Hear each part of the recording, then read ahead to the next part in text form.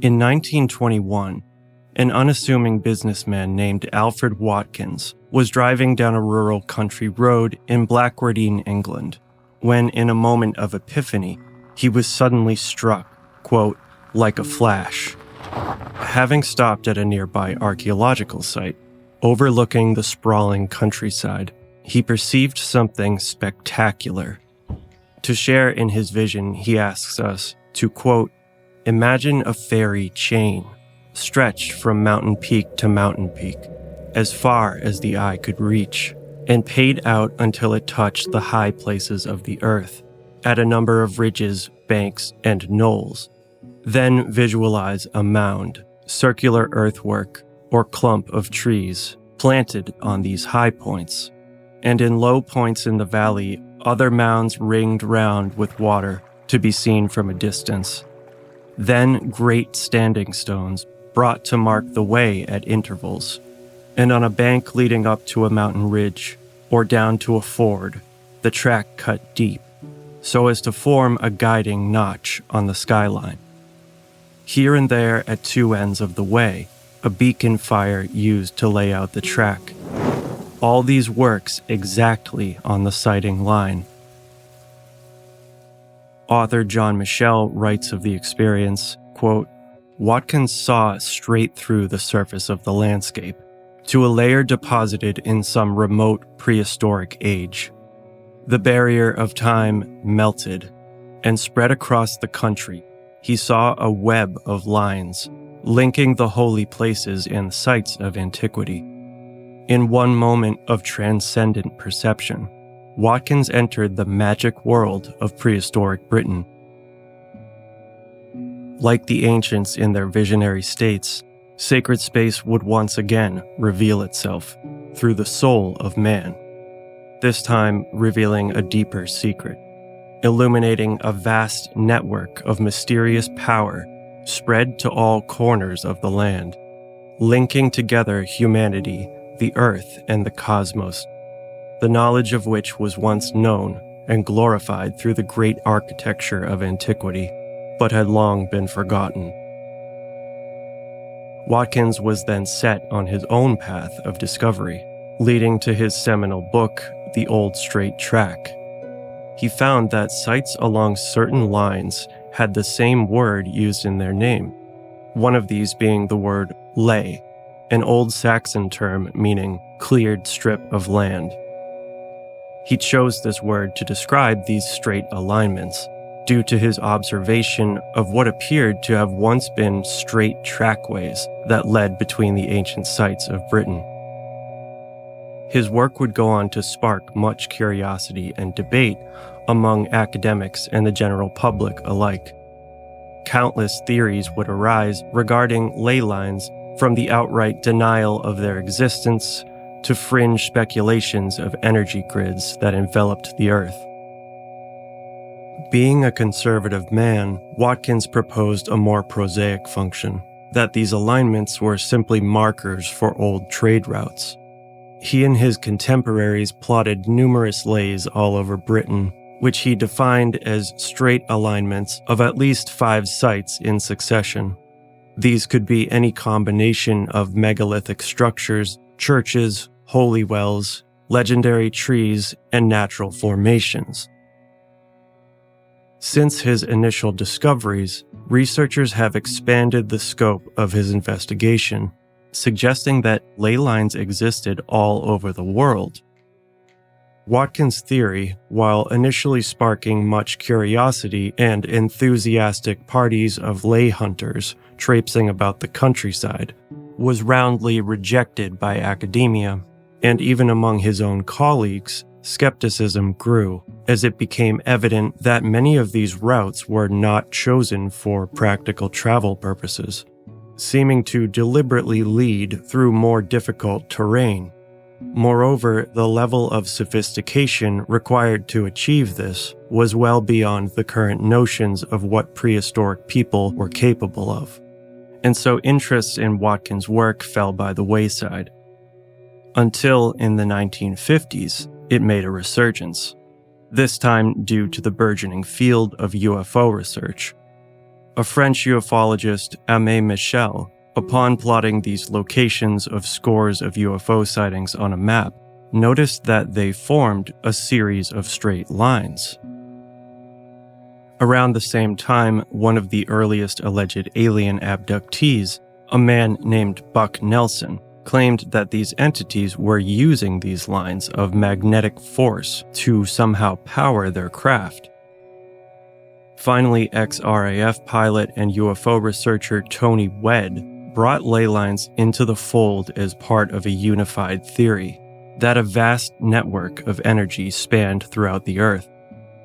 The idea began to emerge that somehow our ancestors knew of its existence, delineating its course and even somehow tapping into its power. Various potential configurations of this energy network would be proposed, and furthermore that the intersections of these lines created vortexes or hubs of amplified force. Significant mound sites and stones were found to often be situated at the intersections of major lines. The idea of an energy grid rose to prominence with the 60s counterculture and dovetailed with the emerging Gaia philosophical movement, which developed a more holistic vision of Earth. It is this system with which we will concern ourselves in expanding our view of sacred space. So grab your walking stick and join me, wherever you are. For in the words of Bilbo Baggins, there is only one road, and it is like a great river. It springs at every doorstep, and every path its tributary. Welcome to the Hidden Passage.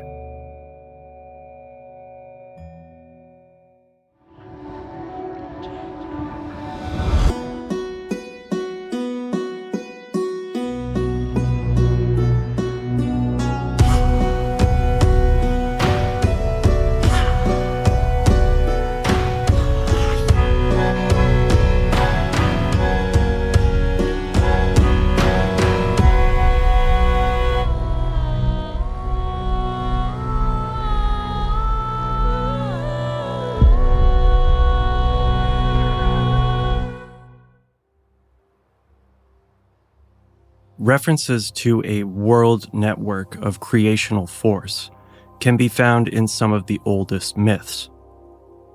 The Hopi speak of a being called Grandmother Spider, who sent her webs of energy to a crystal which lay at the center of the earth, reflecting off of it and radiating out in all directions to create the spots of the fawn, the power centers of the world. Going back to where our journey began in the Aboriginal Dreamtime, similar to what Watkins had described, the Australian Aborigines also conceived of a network of ancient trackways. Only here we find a more mystical interpretation. These were the routes of the ancestral beings as they journeyed throughout the land in their cosmogenic adventures, imbued with their divine essence. Each tribe held a piece of the greater whole, and travel outside of one's own territory was done along these established paths. They are known to them as song lines, as the maps for these trails were written into their music. Do you know the way? This idea is helpful for us in conceptually linking these ancient trackways with this energy system. These were not merely for physical travel, but facilitated access to and transfer of spiritual power and knowledge, and through them, fertilizing energies were circulated through the land. John Michel asserts that the awareness of these energy channels was once widely held by ancient peoples and acknowledged through similar ritual pathway traditions all over the world, even going so far as to suggest that it may have been a part of a global initiative, which employed the principles of a sacred science for some mysterious purpose that is difficult for us today to understand. He writes, quote, "A great scientific instrument lies sprawled over the entire surface of the globe. At some period, perhaps it was over 4,000 years ago, almost every corner of the world was visited by a group of men who came with a particular task to accomplish, with the help of some remarkable power by which they could cut and raise enormous blocks of stone. These men erected vast astronomical instruments, circles of erect pillars, pyramids, underground tunnels, cyclopean alignments, whose course from horizon to horizon was marked by stones, mounds, and earthwork. This calls to mind the theory we explored regarding the lost civilization of Atlantis, who may have in the remote past sent missionaries around the world. There's an incredible amount of research that's been done on ley lines. Putting this together with the geometric and architectural prowess of ancient sites indicates that whoever built these had advanced knowledge in many disciplines, including mathematics, engineering, surveying, and astronomy, on a level that really challenges the accepted narrative of prehistory.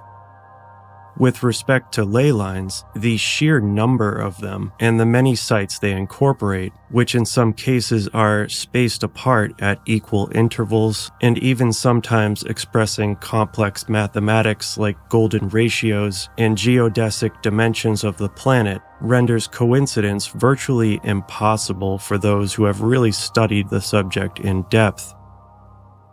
Furthermore, these ley lines defy conventional explanations. For instance, they can't be explained by a common astronomical orientation. I've seen this point brought up by debunkers, so I wanted to address it. For example, if you have a group of passage graves aligned to an equinox, the sun's position on the horizon at that time is a fixed point that will create a line. But the sheer scale of some of these lays rules out that explanation. A good case study is the St. Michael's line, which spans from the southwestern corner of the UK all the way across the country. Some claim that it may even extend into Russia. The UK section alone spans a distance of 350 miles. On average, the observed position of the sun at the horizon shifts after about 20 to 30 miles, so it really can't be explained this way. Even more impressive lines spanning the entire surface of the Earth have been proposed. These are referred to as great circles. Taking it all into account, there's enough evidence to convince the open-minded that there's definitely something to all this. It's really a whole field of research in and of itself, known as metrology, but it's not going to be what this episode is about. Of course, it's important to study this side of it, and I'm bringing it up because it helps to highlight just how much effort and thought was put into these sites and their alignments. It's the kind of thing that today people would only do for something they think is really important and worth doing because they would get something out of it, and I suspect that ancient people were not all that different. So this begs the question, what was the intent and inspiration behind it? What did they achieve by doing this? There were certainly practical functions that aided in astronomy and navigation, perhaps even scientific explorations of geodesy, magnetism, and acoustics. These magnetic effects can also benefit agriculture. But there was also a deeper purpose, which anyone who visits these places today and walks the old straight tracks can sense. That these works were conducive to both science and spirituality is not a coincidence. As Manly Hall writes, quote, "Among the ancients, philosophy, science, and religion were never considered as separate units. Each was regarded as an integral part of the whole. The unfolding of man's spiritual nature is as much an exact science as astronomy, medicine, or jurisprudence." My focus for this investigation is mainly on the metaphysical significance of what we'll call sacred pathways. What's interesting is that Watkins did gather enough evidence to show that many ley lines did coincide with footpaths, and yet they often seemed to take unnecessarily difficult routes. So how do we explain this? I want to now read a passage by John Michel from his book, A View Over Atlantis, where he waxes poetic on what he believed was a spiritual function of these ley lines, imagining what one would experience using them in a sort of mystical pilgrimage, an outward journey that evoked an internal journey of the soul. Echoes of this process, he claims, can be found in the stories of the Mabinogion, the characters of which move through their journeys as if part of a ritual in a dreamlike state. The passage reads, "The lines which crossed plains and valleys between the hilltops often appeared on the ground as leafy tunnels. Sometimes they ran through parkland, down avenues of trees. Sometimes they passed along rides and forest paths to a mound in a central clearing, or on raised causeways lined with twisted thorns stretching across a marsh. To travel along these lines was to pass secretly through the country by tree-lined passages, shaded from the sun by the branches meeting overhead. The endless soft flickering light deepened the dream within which the traveler moved. It was this state of spiritual tranquility that the architects of Gothic churches and cathedrals set out to recreate through their buildings. As late as the Middle Ages, those who understood the magic science of invoking the spirit of revelation and ecstasy set up the nave, passages, and cloisters of their great cathedrals to reproduce the harmonious proportions of a forest ride. The eye is drawn down the avenue between the pillars towards a veiled light far away at the east window. Overhead, the vaulted ribs of the roof, meeting at knots of carved foliage, spring up from the great stone trunks. Through the subtle broken patterns of stained-glass windows, the light is diffused like that of a forest glade. Strange, twisted faces peer from among the leaves and flowers, carved on pillars and roof above the windows. These spirits of trees and plants, originally like every other carving within the cathedral, painted in their natural colors, must once have been instantly recognized as features with which every woodland traveler was familiar. The forest spirits, an inseparable part until recent centuries of the visible quality of every bush and tree, would in medieval times have given to all who entered a cathedral the sensation of walking through the dim, wavering light down an avenue through a great forest.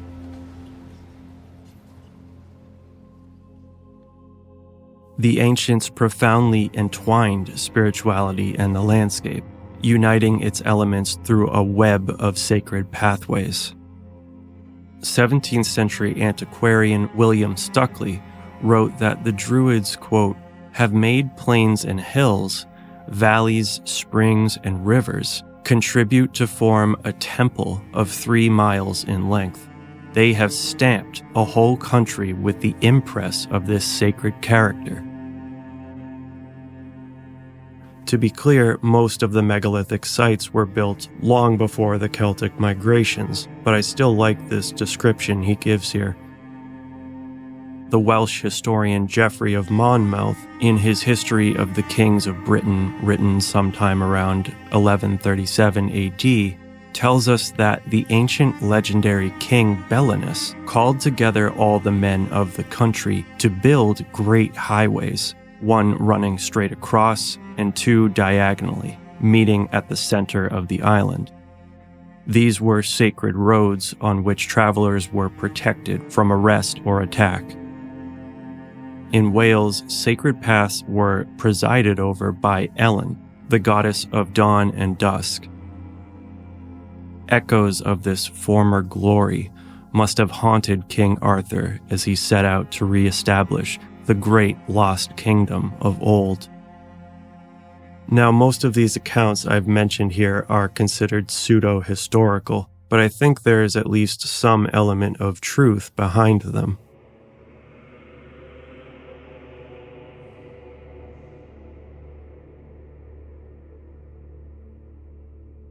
Now is the time of night, that the graves all gaping wide, every one lets forth its sprite in the church pathways to glide.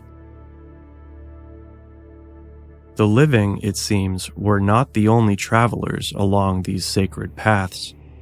One of the most intriguing concepts which connects to this study is to be found in the somewhat obscure but ancient folklore regarding special and often invisible straight pathways along which spirits of the dead were thought to travel.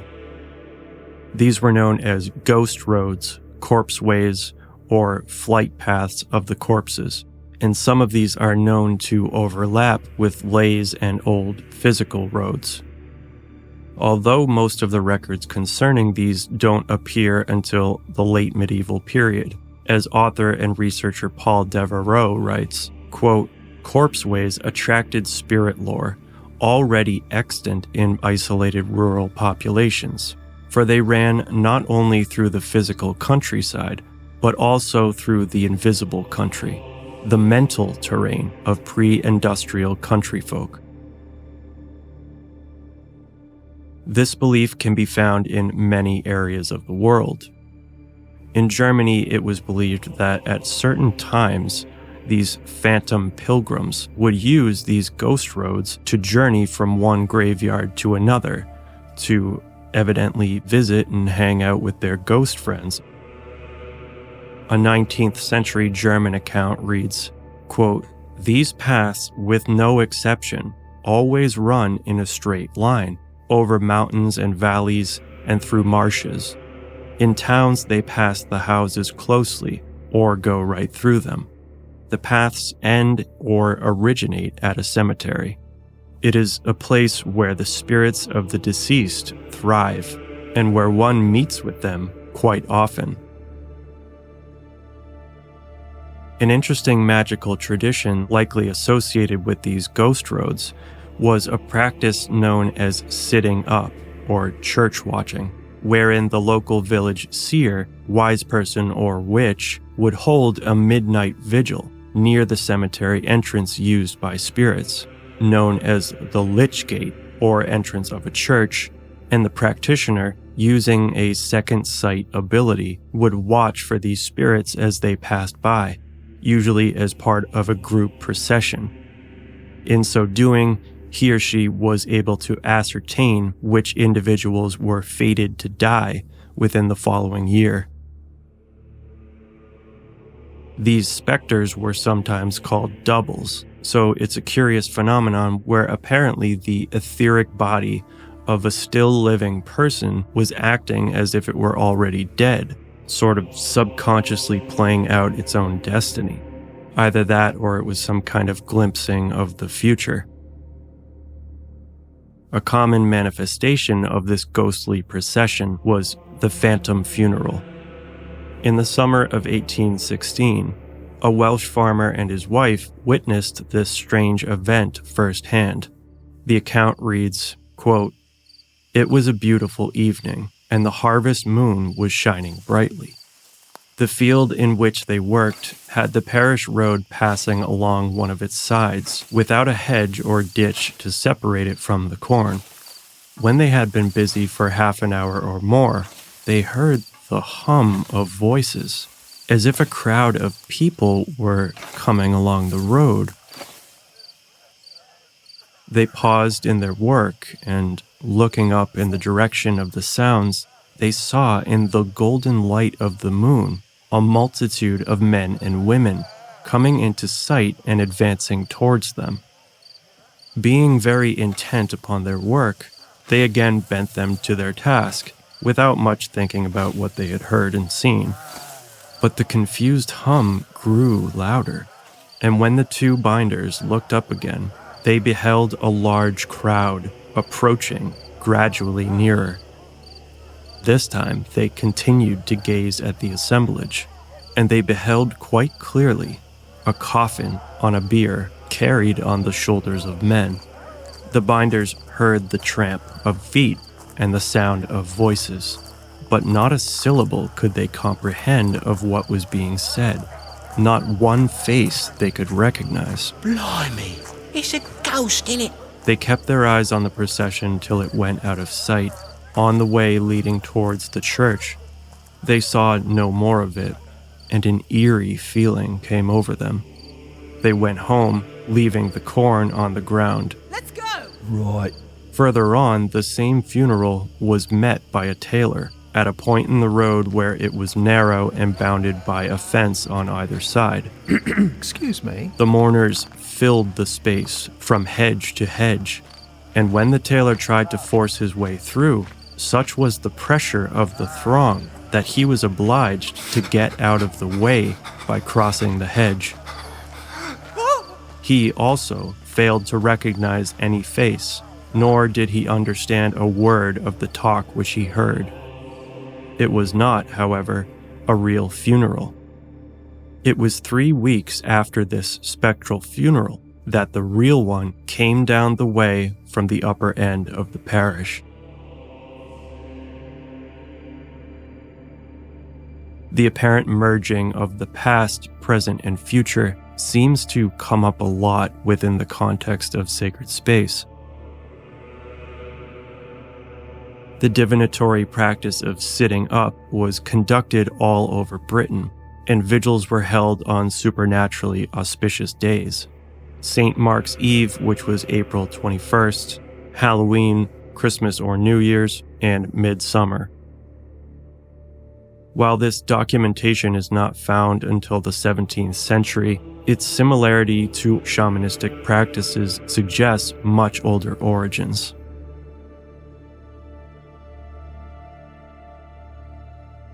This belief in straight spirit travel influenced funerary rites across Europe. There were designated roads for funeral processions, known as burial paths or corpse ways, and these date back to at least the Middle Ages. These seem to have been deliberately made in convoluted routes, which may have been a sort of apotropaic measure. Since evidently spirits could only travel in straight lines, this would prevent any restless revenants from being able to return to the village and haunt the living. One of the only exceptions to the windy death roads are those in the Netherlands, which are invariably straight, built specifically for the transportation of the dead. Medieval records show that these were maintained by law and subject to inspections to ensure that they were unobstructed and straight. Funeral processions could only be conducted on these roads. I had kind of an interesting idea here, so humor me for a minute. The Dutch have been consistently ranked as some of the happiest people in the world, so perhaps the spirits of their dead are more content to cross over, or are more amenable if they do stick around. There is this kind of use of the straight line in order to connect with spirits in other cultures. Among the native tribes of North America, we find the practice of building connective ridges between ceremonial fire pits and sweat lodges, which were believed to give spirits access to them. Many of the more circuitous death roads have a more recent origin, which would coincide with the general shift away from the ancestral worship of antiquity. At any rate, this kind of spirit befuddlement, by interrupting the straight path, shows up pretty much everywhere. Baltic fishermen, on returning from the sea, would run around stone labyrinths on the shore to stop trolls from being able to follow them. You couldn't catch me, and may never will. Feng Shui practitioners would use sharp curves and obstacles, like the shadow wall, positioned in front of entrances to keep bad spirits from entering the home, as they believed that demons traveled in straight lines. Another protective measure was ritual sweeping or cleansing of roads. This has been documented in both America and Europe. It was usually done with a kind of magical spirit flail, whereby unsavory spirits would essentially be shooed off of the path. Get out of me way! Similar to the ghost roads are fairy paths, which were also mainly invisible, but could sometimes be identified by the presence of thorns. These ran straight between the ring forts, along which troops of fairies were thought to travel, notably on their way to battle with other tribes. They were also believed to make passages through the air. Folklorist Patrick Kennedy wrote that, quote, "It is known that the hill folk, in their nightly excursion and in the visits of one tribe to another, go in a straight line, gliding, as it were, within a short distance of the ground, and if they meet with any strange obstacle in their path, they bend their course above them or at one side, but always with much displeasure."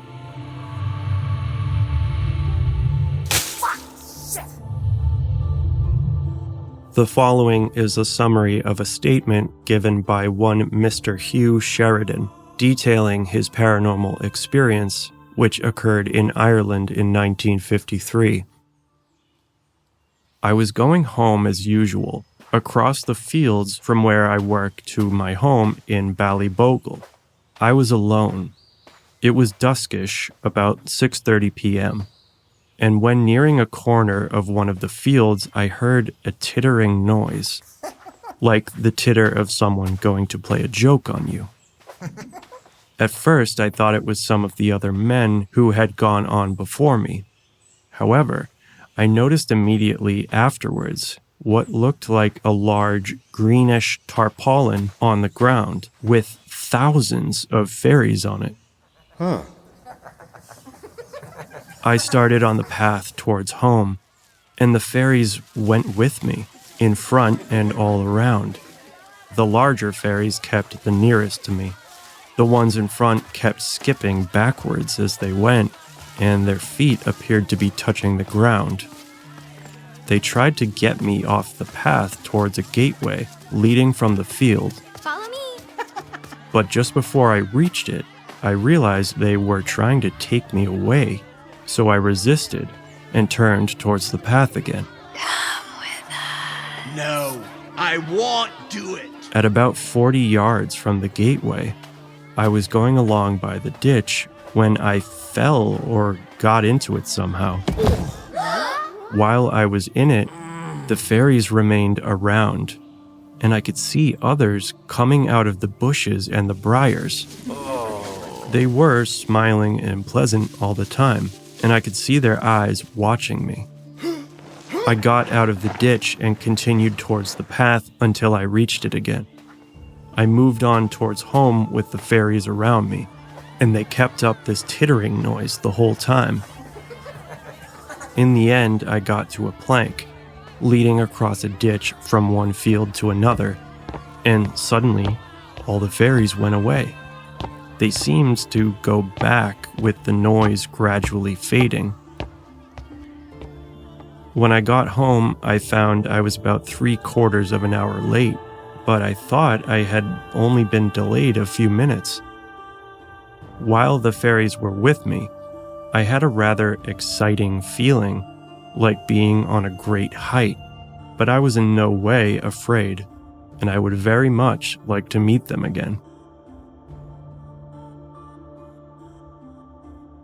I think this account is a pretty good illustration of the fairies' proclivity towards their paths, maybe even implying that they were only able to manifest along them, since they disappeared once the man evidently crossed beyond this one's boundary. There are scores of fairy-like beings in the folklore across Europe, also believed to travel along special pathways. We know well that to build over them spelled disaster, but more dangers also arose should the unwary traveler run into them during their cavalcades.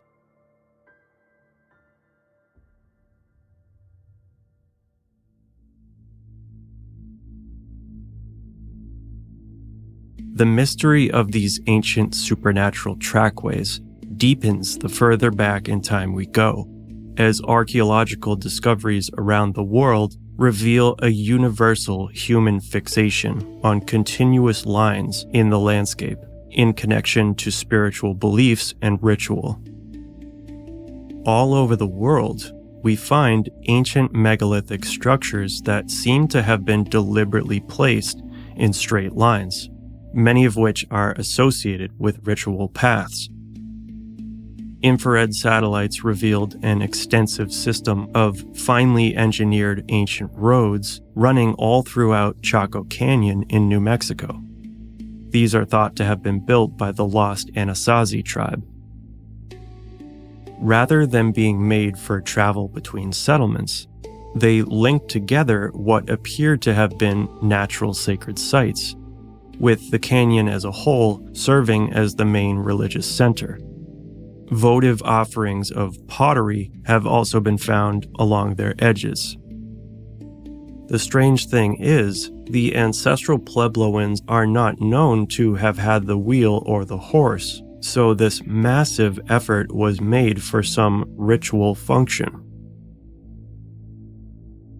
Across the pond in Avebury, Wiltshire, England, we find another striking example of what appears to have been a ceremonial path. This Neolithic construction is 25 meters wide, bordered by two parallel lines of large standing stones, roughly 200 in count, forming a winding trackway through the countryside. Known as Kennet Avenue, it spans 2.5 kilometers in length, connecting the stone circle henge monuments, Avebury, and the sanctuary. Rather than using the demarcated road for travel, archaeological investigation indicates that people actually traveled along the outside of the path. Like in the previous example, votive offerings have been found. Here they were placed at points where the course shifts its direction. Across the British Isles, we see hundreds of kersuses, raised earthen tracks which link together mound sites. At Stonehenge, there are two of these, stretching over a mile, connecting it with two long barrows to the north. Some understanding of the function and significance of these ritual roads has fortunately been preserved in indigenous cultures.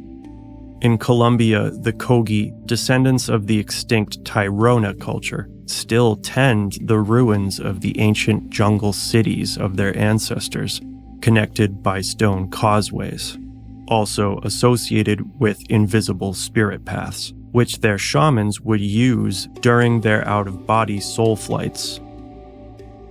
The Siberian Chukchi people retain maps of lines marking the same type of spirit path. In shamanic practices around the world, these are often represented or constructed physically in ritual.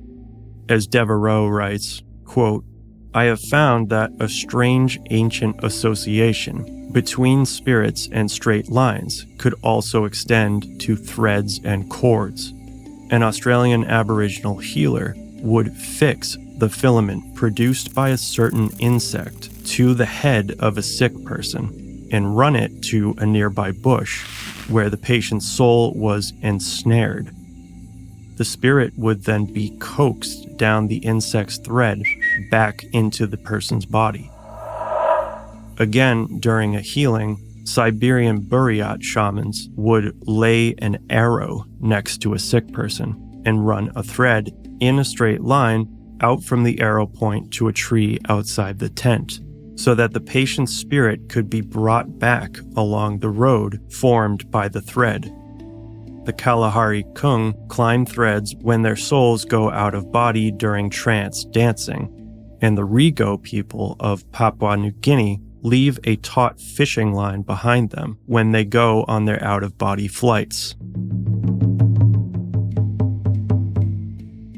Now, Devereaux uses this idea of the spirit path to explain the ley line phenomenon, basically arguing that this debunks the theory of them being energy currents. I have to disagree here with his conclusion. I think the two go hand in hand and actually complement one another. We know that shamanic abilities are enhanced by power centers, so to me it makes sense that if there were some kind of energy channels connecting them, that they could be used to facilitate the soul journey. That spirit travel is apparently confined to, or at least gravitates towards these paths, to me sort of implies a numinous quality inherent in the path itself. At the very least, I don't think it invalidates this idea.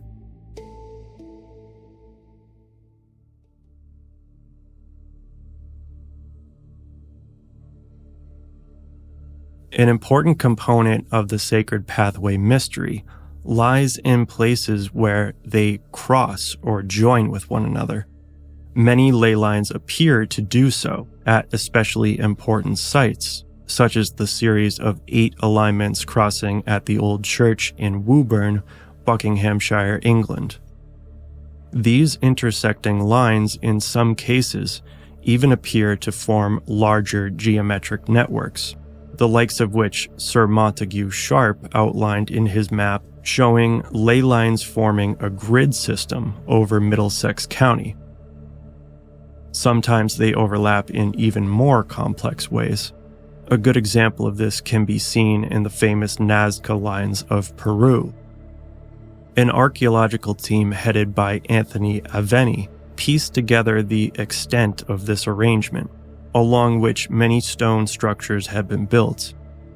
They revealed an intricate network of lines with over 60 intersectional points, where several lines converge to resemble the spokes of a wheel, with each wheel connecting to another. The team discovered that these pampa lines were well worn from walking in what was likely a ritualistic manner. Some of these were also connected to the Nazcan ritual center of Cahuachi, at which archaeologist Helene Silverman proposed, quote, "The Nazca priest scientists observed the natural and supernatural world." A fascinating way we can explore the significance of these sacred convergences is by looking at the plethora of folk beliefs regarding Crossroads. Here we get a definite sense that these locations, often linked to ancient sacred sites and pathways, were seen as particularly numinous zones, evidently causing a localized thinning of the veil, or acting as some kind of portal. Anthropologist Walter Evan Wentz stated that, quote, "The dead are fond of frequenting Crossroads, and so are all sorts of fairies." The Romanian fairy called the Lele would wait at the crossroads and cast malefic spells on people and their animals as they passed through. In Celtic regions, the Corrigan was a dwarf which at Crossroads was believed to attack travelers who were running late to their destination. I may be fun-sized, but I'll take you down all the same. The Romans would leave offerings to the Lares, guardian spirits, at Crossroads. In many magic traditions, spirits were also summoned at these locations. For instance, in Iceland, on New Year's Eve, a seer would lie at the crossroad as still as a corpse, cover himself in animal skins, and recite incantations to call in the spirits for questioning. Somewhat paradoxically, spirits were also bound at the crossroads, as these were interruptions of the straight path, having the same effect as things like stream crossings and bridges. In the fairy story from earlier, we saw this play out when the man crossed the plank and these entities suddenly stopped following him. The belief in this inhibiting effect was why suicides were buried at Crossroads, and there also hangings were conducted, and on it goes. So by implication here, it seems the belief was that spirits were really confined in a metaphysical sense to the energetic current that the path represented. In other words, the path itself isn't really physically destroyed or blocked off. Rather, I kind of interpret this as the underlying energy is somehow being disrupted. For instance, in Native American practice, all one had to do was lay a small branch across the way to stop a spirit from following. The British similarly made spirit traps by making webs of thread across the road. In the case of something like a bridge, there's still technically a way over it, but the river or ditch underneath seems to somehow have disconnected the circuit, so to speak. The principle governing this spirit travel is still active today, as we see UFO reports and other paranormal phenomena falling into linear and grid-like patterns. Sightings of ghostly horsemen, stagecoaches, and cars speeding down old roads fill the annals of folklore, as well as modern records.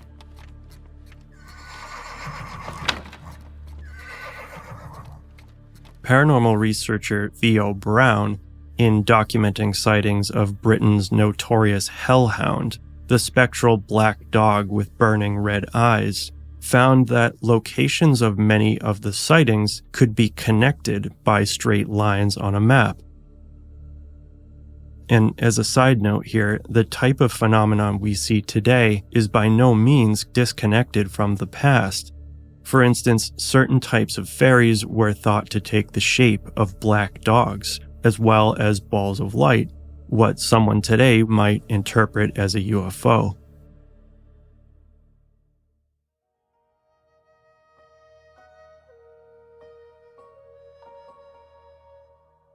So at this point, we certainly see a connection between pathways and supernatural phenomena, however ill-defined. But in piecing together this mystery, we need to find a more concrete conceptual framework for this idea of earth energy currents that we can sort of set as a solid foundation for sacred pathways. This is where the ancient Chinese philosophy of Feng Shui comes in, which holds that vital forces of terrestrial energy, earth qi, manifest as currents called lung mei, or dragon veins. They are the main arteries and vital sources out of which qi emanates and flows through the earth. Dragon veins make up the ridges and lines in the landscape, and its counterpart manifests in watercourses, rivers and streams, the blood of the dragon. Scholar Stephen Skinner writes, quote, "The geometry of the flow of qi can be amazingly complex, forming a lattice or a network between the main dragon lines, for no part of the earth is completely dead. Some parts are barren and some are stagnant, but none are totally dead." Now, unfortunately, an error seems to have been made here in trying to connect dragon veins to the Western concept of spirit paths, a fallacy that I've seen repeated in many writings discussing ley lines, that dragon veins form straight lines. Based on my research, I can pretty confidently say that this is incorrect. The dragon is exclusively associated with curved lines and serpentine movement, forming the ups, downs, twists, and turns of the landscape. Since the dragon is, as scholar Evelyn Lipp writes, quote, "the most significant factor, as it either makes or destroys the fortune of man, the symbol of beneficial forces of nature and the superior being," unquote, Chinese feng shui always seeks to replicate these non-linear flows. quote, ride the dragon, as it were, and so this principle is well evidenced in ancient Chinese architecture. Generally, tortuous lines are thought to promote the accumulation of good qi because it slows its movement, allowing it to be contained and preserved. Straight lines, on the other hand, cause qi to flow too rapidly, which disperses it and also generates sha, or killing energy, which is, as Skinner writes, quote, essentially the poisonous opposite of qi. Generally speaking, all straight lines are evil indications, but most especially when straight lines point directly at a spot where a dragon's lair has been chosen. The dragon's lair is an auspicious site that serves as a kind of reservoir, receiving an inflow of qi. A straight line that intersects a highly charged vein or layer is all the more dangerous. These are referred to as secret arrows, symbolically piercing the body of the dragon. The straightness of Western lays could ostensibly be interpreted negatively from the feng shui perspective. So it seems we do have an incompatibility here. However, this is not always the case, as we do find sites that have curved features. For example, at Kennet Avenue, most archaeologists describe it as having a winding course, and it's pretty apparent when you look at it, even though one of these ley line researchers I came across tried to argue otherwise. It's a little strange to me because I don't really see a reason to try to make everything about straight lines. We can still accommodate nonlinear qualities in this study of Earth mysteries as a whole without undermining ley lines. All of these things can have their place because there were probably many different arrangements that were used for different purposes. It seems to me that this would only expand our understanding and allow us to draw more parallels across cultures. It also makes for a more congenial integration with science, as for example, the measurable geomagnetic telluric currents are more undulating and sort of meander in different ways as they travel through the variations of the landscape and soil. Another claim I came across is that the Chinese believed spirits traveled along the dragon veins. If true, this would be very helpful in connecting spirit paths to energy channels, but unfortunately I was not able to confirm this. If anyone listening is knowledgeable in feng shui and can give me some clarification, please let me know. Nonetheless, there are other ways in which we can connect these ideas. Straight lines, which most often occur due to man-made structures, things like rows of trees, roads, and railways, are said to direct qi along their courses. So in this instance, the physical path assumes an adjunct role as an energy conduit, but it can also be the other way around. Earth energy researcher David Cowan believes that many of these old roads were actually built over pre-existing geomagnetic currents. In fairy folklore, we do find that sometimes the fairy paths overlapped with routes used by people, especially older ones. Now, why would this be the case? Well, virtually all plants and animals, as well as humans, have the ability to actually sense geomagnetic energy and will often modify their behaviors in ways that align with it. They also use it for navigation.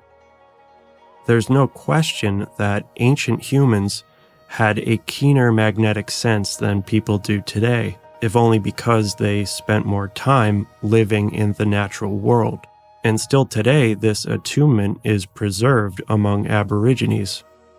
Author Robert Lawler wrote about several instances in which he witnessed firsthand their uncanny wayfinding skills, most likely using this geomagnetic sense.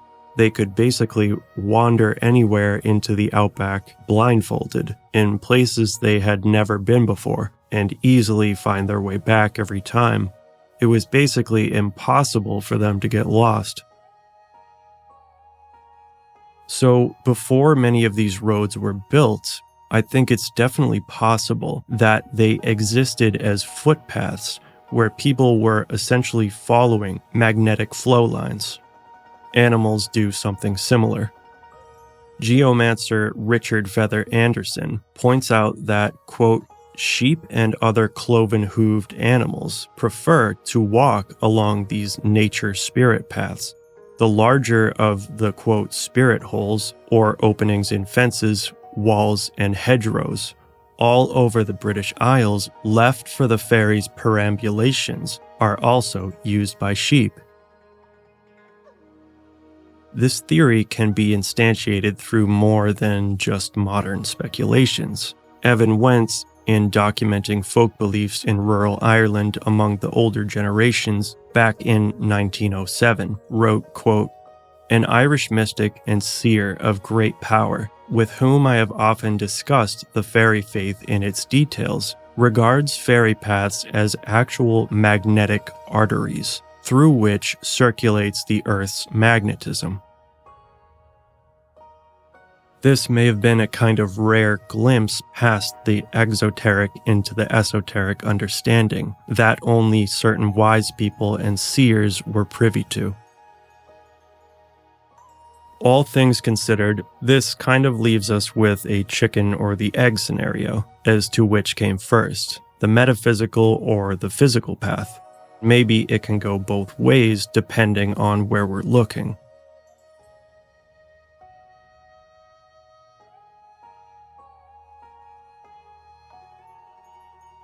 So combining this study of ley lines, sacred sites, feng shui, and modern scientific principles of geomagnetism, a theory was put forward that a kind of network of energy runs through the earth, and that ancient peoples were on some level aware of its existence, marking and venerating its lines of force with sacred pathways and megalithic architecture, and that perhaps this was done to somehow interact with and harness this energy for its effects on the environment as well as human consciousness.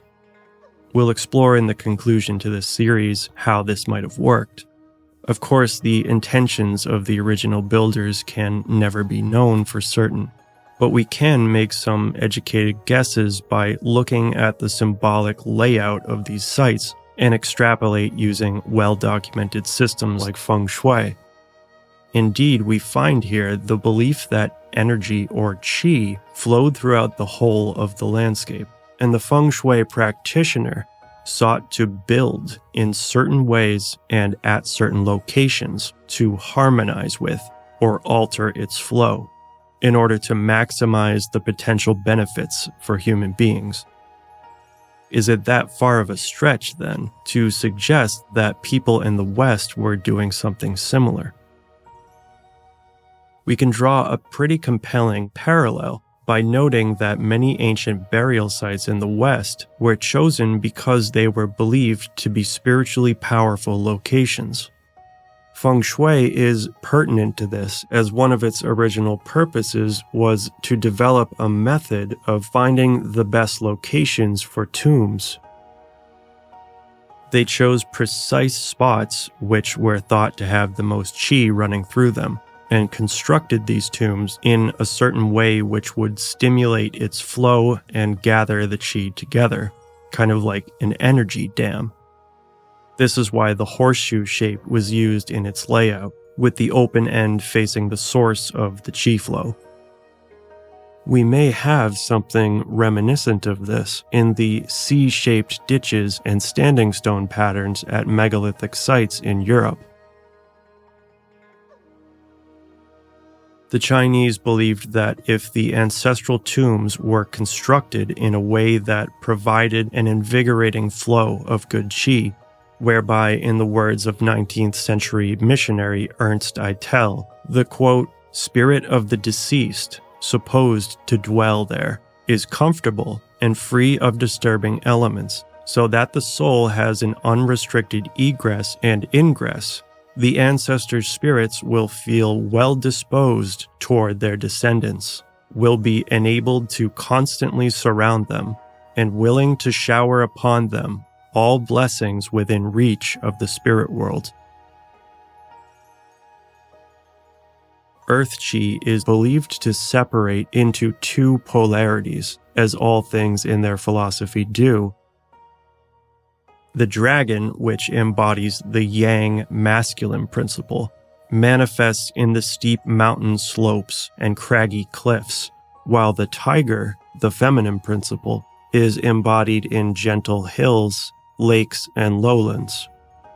The landscape is the outward expression of these underlying energies, clothing or concealing them. Finding areas where the two polarities were in balance, or else creating that balance, is one of the most important tasks of the Feng Shui practitioner. Skinner writes, quote, "The greatest generation of qi occurs at a point where the lines of the dragon and the tiger are locked together in intercourse."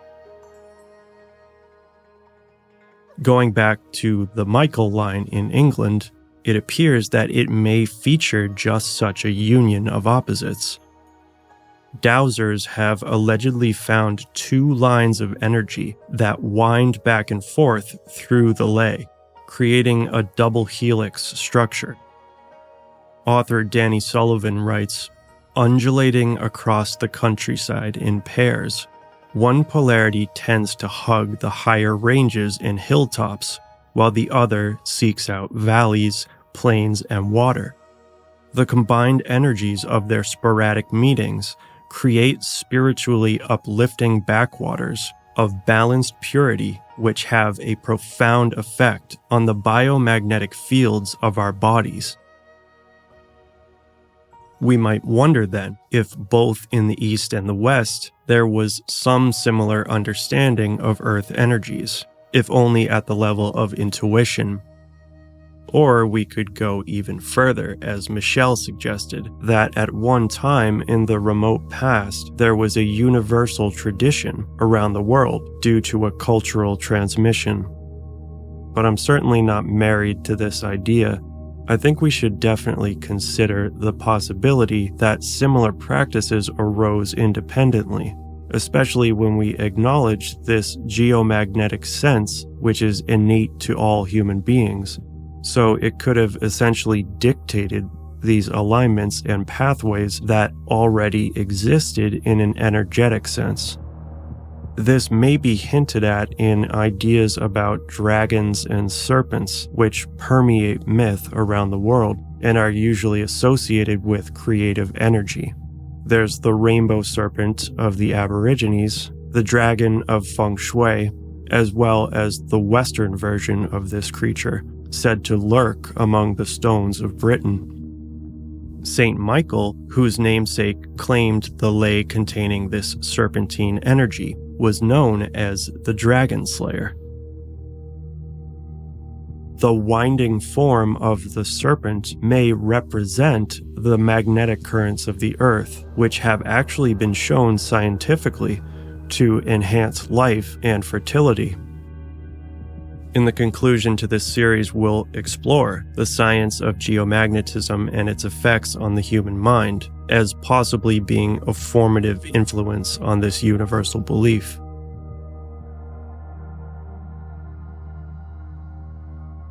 So all of this leads us to wonder how these sites functioned, and if certain conditions or actions could somehow cause them to activate. The Hopi claimed to use their sacred pathways to communicate telepathically. Anthropologist Charles Mountford documented the Australian Aboriginal practice in which each village, in succession, would travel along the song lines to the sacred centers to perform their local piece of their creation story through song. He writes that the belief attached to this was that, quote, every food, plant, and animal has an increase center where a performance of the proper rituals will release the life essence and thereby bring about its increase. These rituals evidently are necessary for their survival and have some real effect, as Michelle writes that, quote, where they are allowed to lapse, the Aborigines lose their ability to sustain life in the bitter deserts of their native land.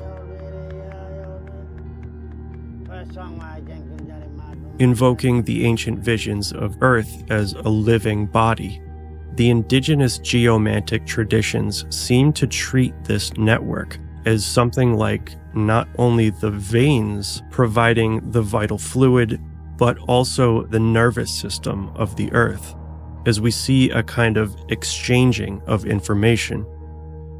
Like that of the human body, perhaps it's somehow collecting information about itself and the environment through some form of senses, interpreting that information and sending the proper commands to various parts of the system in order to maintain homeostasis. Perhaps this is how the ancients could allegedly prophesize or cause certain environmental changes, by somehow intercepting or altering its flow, even adding new information by directed intention through ritual. At different points in the energy network, there are different psychic centers, and in each path, there is a unique process and transference occurring. Maybe this is why every lay has its own unique name and character, its own kind of feel to it that those who visit it pick up on. By walking certain pathways through a kind of sympathetic resonance, perhaps humans can stimulate certain internal processes within themselves.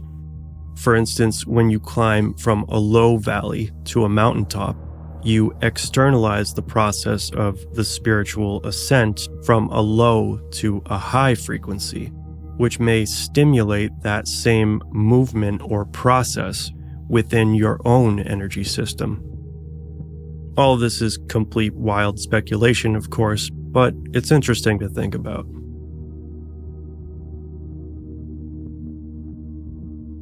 Geomancers continue to try to shed light on how this system might work through various forms of divination.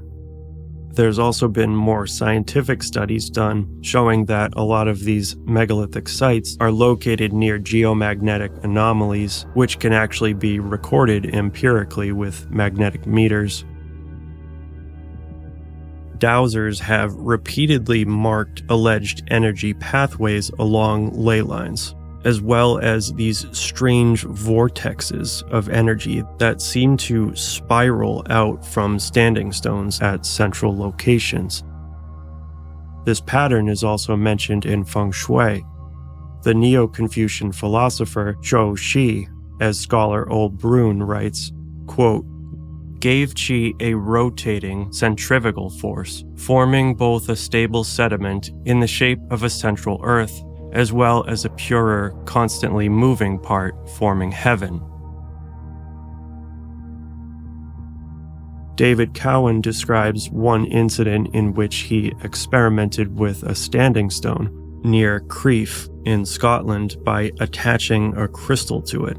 Seems a little gimmicky, but he speculated that this had some kind of amplifying effect.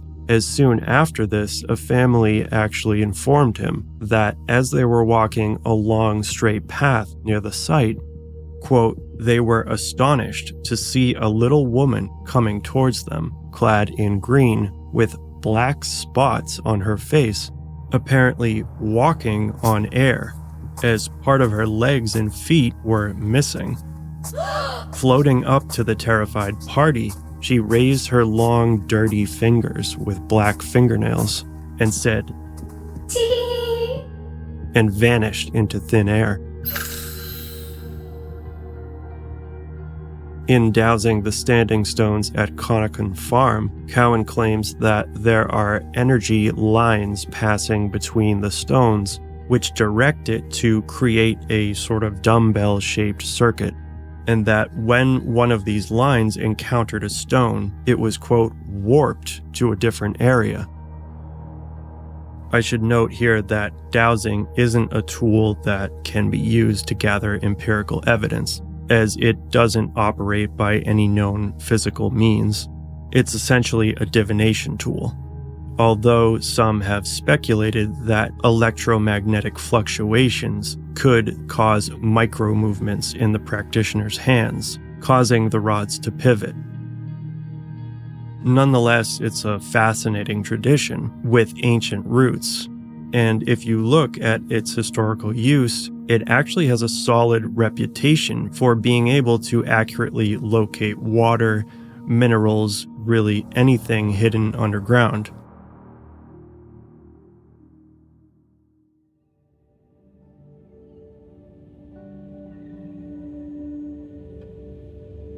Investigators love to try to put together a model for how this energy system might be laid out on a global scale.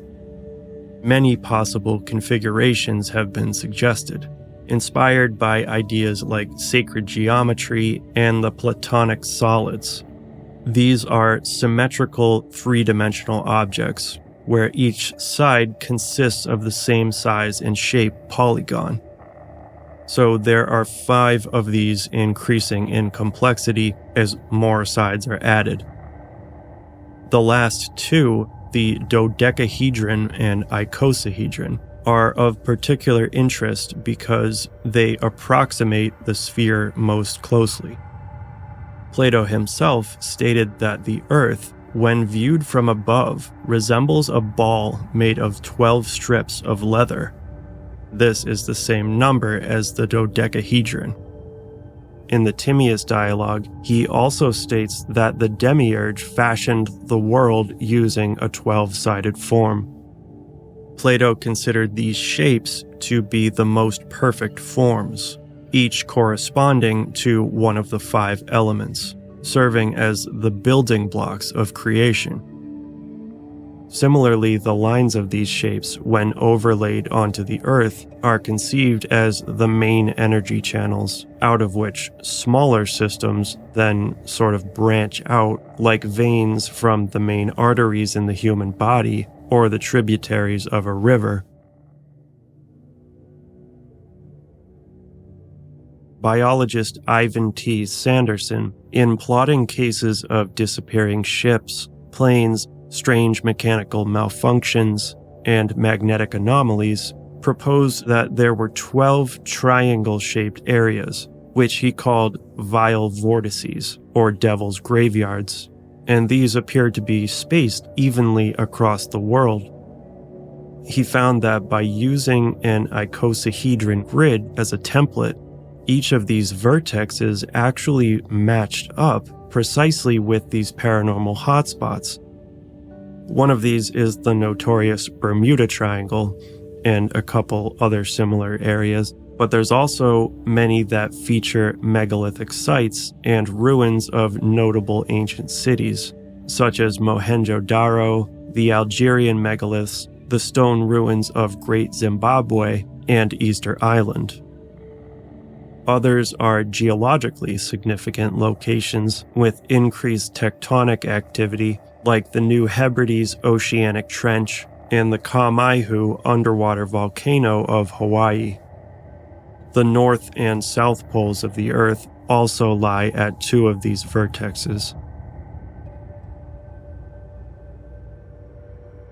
Many different grid systems have been proposed by geomancers and those studying metrology, and there are usually thought to be more than one at play, depending on factors like the type of energy, the specific area, and the scale.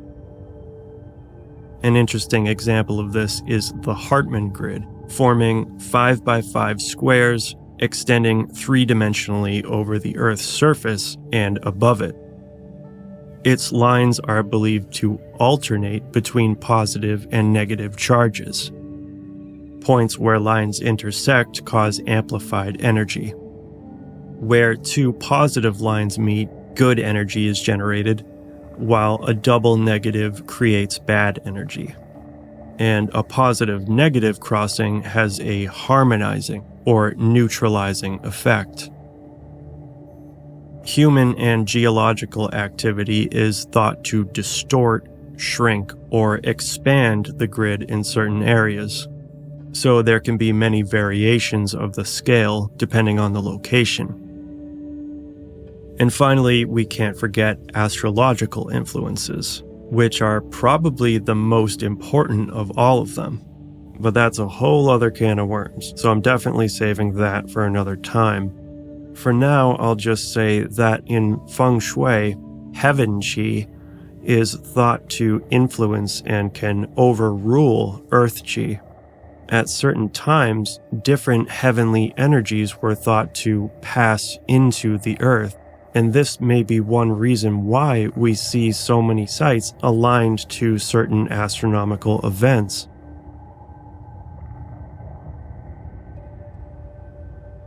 So we can talk all day about grid theories, but when we actually observe nature unfolding as it does in its fluid and dynamic ways, we, of course, at least on the surface, don't see perfect geometric patterns of straight lines, although there are some forms reminiscent of Platonic solids at the molecular and cellular levels. Zooming out to the real world, as we experience it directly, the Feng Shui model begins to make more sense. As qi follows different paths with different currents of wind and water, hence the term Feng Shui meaning wind and water, the resulting networks are not always neat and symmetrical. So again, we run into this conflict with the Western Euclidean sensibility. Maybe these are just two different perspectives or aspects of the whole system. I do kind of see how both could be applicable and not necessarily contradict each other. For example, when you look at something like cymatic patterns that have geometric symmetry but also incorporate curved lines, it's possible to find common ground. Cymatics refers to a phenomenon that occurs when sound vibrations are applied to glass or metal plates covered with a layer of fine particles like sand, and these vibrations actually cause them to arrange into certain geometric patterns, which can change dramatically depending on the frequency. This can also be done on the surface of water. The principle of cymatics is often used in this field of research as a way to sort of theorize how these earth energies might propagate through the earth. And there's some interesting work being done on its possible applications to other forms of energy, like electromagnetism, and how theoretically it's not limited to scale.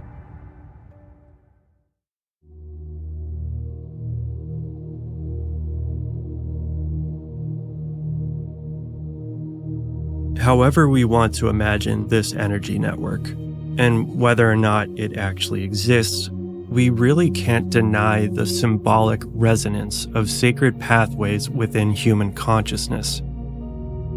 Musing on the symbolic meaning of the Native American medicine wheel, Evan T. Pritchard writes, quote, "What is sacred is not just transcendence. What is sacred is not just the world of things. It is the relationship between the two. Sacredness makes every step of the journey, both into and out of the world, meaningful. Transcendence, withdrawing from the body and returning to the source, that is one direction of the wheel. What is sacred is the whole wheel, creating, maintaining, and withdrawing from the world. All the directions are sacred, but only because of each other. Place one over the other, leave out one direction, and the sacredness is lost. It's the mystique, the wholeness that's holy, and the relatedness of all things that is everything." Sacred pathways are a reflection of a deep conviction, which has always been with us, that everything is connected, each part affecting every other, so that all fates are intertwined, woven together like the threads of the Moirai. We call our journey through life our path, as if to say the way is already laid out. We merely find it and align with it, like the ancient standing stones. And before one step has even been taken, something has already changed. The convictions of our ancestors live on within our collective unconscious, and these connections, too, form paths across time, strands of the great web.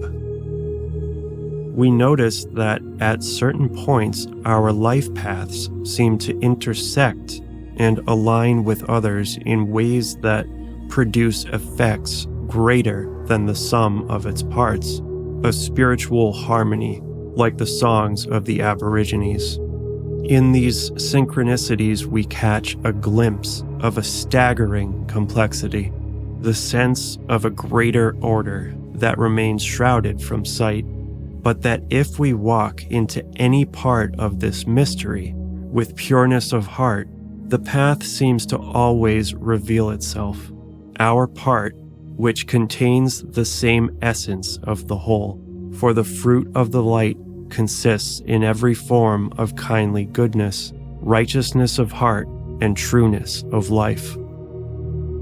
While our paths may seem full of twists and setbacks, when we look back at the end of it all, we realize that the hidden true path was always straight, that each turn was merely a step along the straight line of what we were to what we've become, each incongruity an allotment of the fates.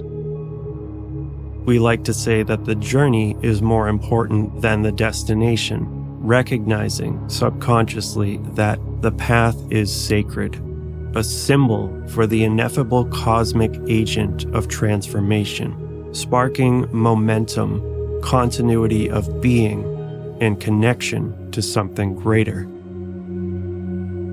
On some level, we recognize that life has not truly begun, and that we wander in a labyrinth of darkness until we have found it. We don't always need to know where it will lead, just that we are on it, because now we can trust that we are being led. We can feel when we're there, and we can see the signs. We've merely been distracted. In the age of access from anywhere and fast travel, the art of the pilgrimage is lost. Sometimes our connection to this invisible path needs to be strengthened by physically walking a path. It's the power of ritual, no less relevant today. This is why when we're stressed and confused, we suddenly get the urge to walk, and this clears our heads, allowing us to find our direction again. There's something to be said about a physical journey to remind us of the more subtle one, that we're here in this wide world to do just that.